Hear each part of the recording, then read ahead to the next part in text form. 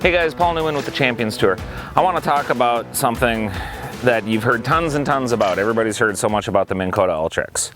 This by far, hands down, is the best built trolling motor I've ever seen. It's the engineering, the fabrication, the strength, it holds up to abuse.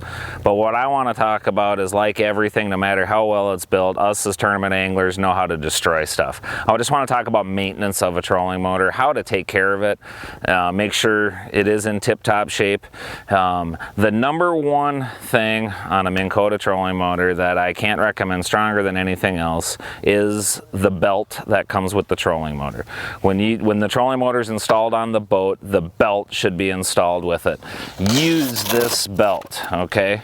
This is here that if you hit an extremely rough wave or rough water, it keeps the trolling motor down and stowed. But the other reason to use this frequently is that when you're just day-to-day fishing and running around, if it's not belted, the trolling motor can wiggle a little bit. And over a year, 2 years, or 3 years of use of this trolling motor, the bushings and the hinges can start to loosen up.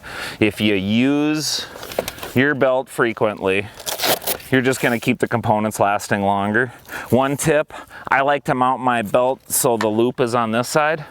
Therefore, when I'm fishing, I can take my belt, fold it over, hide it down under my graph so it's not in my way. But use the belt, guys. It's going to make things last much longer. Some of the pins and bushings, keep an eye on your screws. Keep a toolbox in the boat, maybe before every tournament or once a month.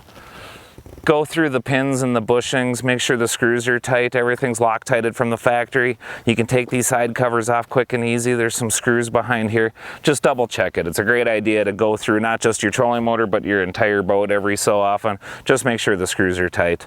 Be careful not to over tighten. If you do it too often, you'll loosen them up worse.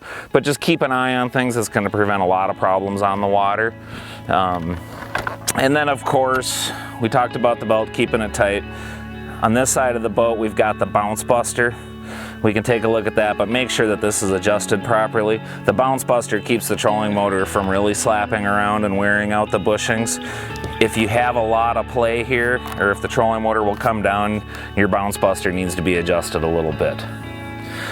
The last tip I want to talk about on the trolling motor, it's something that's overlooked a lot, is on the prop. So let's walk around and take a look at the prop.